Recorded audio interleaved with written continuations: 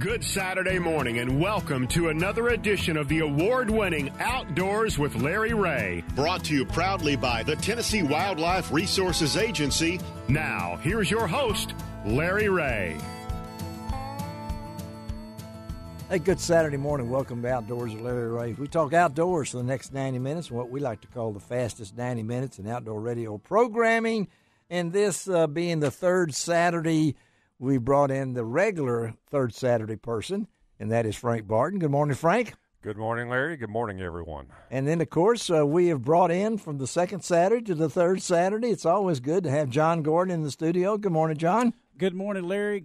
Great to be here once again. And what are we going to talk about today, Frank and John? Oh, ducks. Frank and John sounds like some kind of monster or something. They're Frank and John, Frankenstein. I'm glad we didn't have somebody named Stein in the show today. But and then we have a guest that just wanted to get up early on Saturday morning, just any time of the day, and we've brought in Gene Smith. Good morning, Gene. Good morning, everyone. And the pun master is in the studio. Yes, a bonus.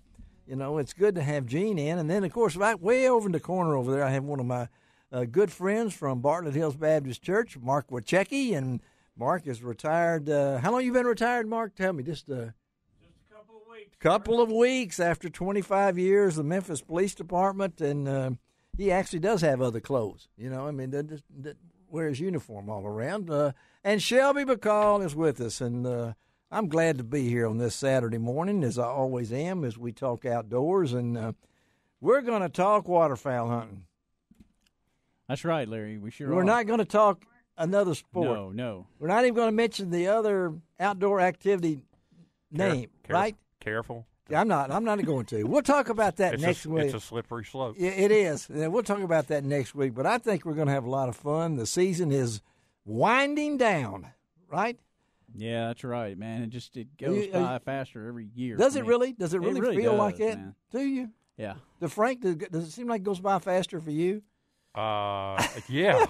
I mean, I feel like it just got started. 60 days, though. Golly, come on, guys, 60 days. Would you like to have more? Like 70? You go out west, you got 110. We ain't out west. We're Well, not even talking about going out west. Well, they get a lot more days than we do. Do they really get 110 days? 110. Yeah. 110 days. Yep. Man, goodness. Well, after all the water they've had out there now, they may get 120 days. So yeah, that's amazing, isn't it? We were talking about that at DU. We've got to go out to the Great Salt Lake to shoot some footage shortly. And California is such a feast or famine place. That, it is that. It's big time. And, of course, John being a senior communications specialist. That's right. At Ducks Unlimited, now in your, how many years now? This is going 4.5. Really. 4.5 years. That doesn't seem possible either. But yeah. And of course, Frank is an avid duck hunter, and I've had the privilege to hunt with Frank. Not this year, maybe next year. This has been kind of an unusual year for me. Frank has been able to take his son Franklin and some other. He has a trusty group of folks over there that duck hunt. And then, of course, John tries to do as much as he can. Everybody thinks if you work at DU, you'll hunt all 60 days, you know. Yeah, not the case. But why are you laughing, huh? I'm fortunate, you know, doing what I do in TV and film. I get to travel around a good bit. I've been, Texas and Illinois, Tennessee. I've hunted Arkansas, Mississippi, Louisiana. But what's really strange is one of our guests that we're going to talk to right after this segment, Cason Short. Yeah, I do. I mean, I didn't really think about that when I lined up Cason of the Bill Byers Hunt Club over in Arkansas to talk about this. But you were, what, early? Right, early. It was opening weekend of the early spec season in Arkansas. So that was that was the last weekend in October. Okay. We had a cool episode with Cason hosting at Bill Byers, and we had Jim Ronquist from Drake and Brooke Richard from Higdon. So they're two major sponsors of DUTV, so we kind of brought them both together. And then here Cason's going to come up and talk about his year. Yeah, and they do a lot of work over there for conservation. They do. They're a big DU partner. We've partnered up on a couple of projects with them in banding. They do a lot of that as well. Yeah. So the folks at Bill Byers are really dedicated to the sport and to wilderness conservation. And that's not something that just started either. No, I mean they have been there a long time. So we're going to talk to Cason Short, Steve McAdams, who has been waterfowl duck hunting guide, fishing guide on Kentucky Lake forever. I think he's in his 40th something year up there. We're going to talk to Steve about the duck season, how it went for him. Then we're going to talk to the main man himself, Jamie Feddersen. He's the TWRA Migratory Game Bird Program Coordinator. He's going to come on. He's the guy that takes all the heat and all these different kind of things, and everybody thinks all he does is duck hunting. That's not right. And then we got kind of an unusual story coming up at the top of the hour as we talk to Dennis Williams, not mainly about him, but his two sons, and you're going to be really interested to find out what his two boys, they're not boys anymore, but have qualified for. In fact, I'll tell you a little bit of a secret about this. I wrote about one of his sons in one of my final stories for the Commercial Appeal when I retired back in 2001, January the 7th, in fact. And then we'll close out the show with the one and only Peanut. And as John Gordon said, does Peanut duck hunt? Yes, he duck hunts. And in Mississippi, he duck hunts. And has become very avid. And he called me the other day. He said, can we talk duck hunting? I said, yeah, I got a spot. Come on, Peanut. We're not going to talk. Oh, I almost said the word. Almost. I didn't. Almost. Almost. Well, and that's going to be hard now when we get down to Peanut at the end. Give me some break there, okay? I mean, it is Peanut Craft Lures. It is Peanut Craft Lures. Yeah. I didn't say what kind of lures, but we're going to talk to Peanut. But I got the latest Arkansas waterfowl report here, Frank. I know they're flying this week, I think, the final aerial survey of the season. And I don't know your situation over at your place because now you are drawing near to the end. So it talks about what does that mean? You are I mean the waterfowl season near to the end. The waterfowl season. I said that one time. You out, Frank. I said that one time that about the show, and everybody thought it was going under. And no, we're not going under. I'm sorry, Frank, but so what do you guys expect for this final? Hey-ho downs. We go down about 10 days out. Well, from my standpoint, I don't expect really anything, but I pray a lot. Okay. Yeah. Uh-huh.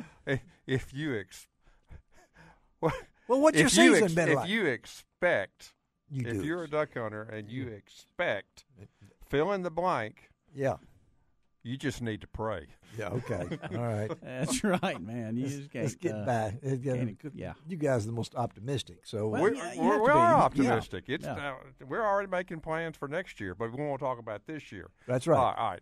So wrap it up here. From my standpoint. Yeah. And tell them where you hunt. Where you hunt. I hunt in East Arkansas. I hunt East Arkansas. Yes. Right around the Horseshoe Lake area, primarily. That's enough. And it's enough. Won't give it all out. Yeah.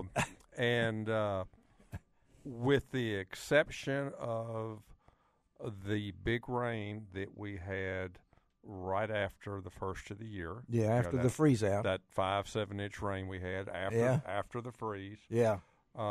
We have not had anything that I would remotely resembling large concentrations of ducks. Okay. Now, during that time frame, that week, we had a lot of ducks. Okay. But as the water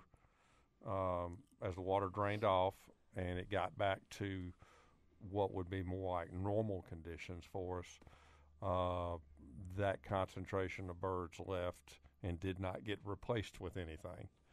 So I haven't seen a large concentration of birds. Okay. For me. How about you, John? You hunt in Mississippi, and Arkansas. In Arkansas. Yeah. Frank is right. I one of the farms I hunt over there in Arkansas, we got a lot of slash water in some rice. Yeah. And had a big bunch of ducks get in there. Once again, like Frank said, once the water was gone, they disappeared. Gone. But yes. That's something. Ducks will seek new water big time. So after that big rain happened, they all got out of the places they'd been and started searching because they know that all that fresh water's out there. Yeah. So that's where they end up, and the rivers get up too, and we'll push them into more water into the woods and some fields. Mm-hmm. So you really see birds, like I said, the places that people have been really hunting them and doing well didn't that time. And people that didn't have a lot of birds got them. So, it did help. Just well, listen to this. Southeast Missouri. Okay, this is what the report from Southeast Missouri said. Some of their different 10-mile ponds, one of their biggest places, their harvest numbers were only about 1 duck per hunter last weekend. Yeah. 1 duck per hunter. The other one was less than 1 duck per hunter last weekend. And so we know they're not in Missouri. Yeah, and I hunted Sunday and Monday. Yeah. And I saw geese and ducks flying high heading north. What about the snows? Still a lot of snows in Arkansas. There were some moving out. There were some, because I know the long range forecast has a little bit cooler weather coming up, and we had warm weather up and down and things along that line. But it's just you'd have to have a massive weather event to get birds pushed down here. Now they'll grit their teeth and stay because they know what's coming, that they're going to be going back anyway. Well, the blizzards have already come in late in the Midwest. They're still having them up in there, but the show today will be all about waterfowl, and I know that's going to be a lot of fun as we talk about this, and it's good to have Gene. Gene, how about a pun in the first segment here? You got a pun for me? All right, this as we get older, I know you guys don't get it, but sometimes we fall a lot. Yes. So this man, he fell, and he got one of those things, he's going to push a button and tell his daughter. He pushed a button, and he said, "Oh, never mind, I found $3.20 underneath the couch." Okay. So that's why he has a medic alert. Okay, all right. Well, I need to check out with him. I found a $20 bill in my car the other day when we were getting it cleaned and washed, and I didn't find it. My wife found it, and I said, "What's this $20 bill doing in the back of the seat of your car?" She said, "Well, I wondered where that went to." So, sometimes it's good to clean out your car and everything. All right, let's take our first break, get out of here, come right back and get Kason Short on the line as we talk waterfowl on Outdoors with Larry Ray.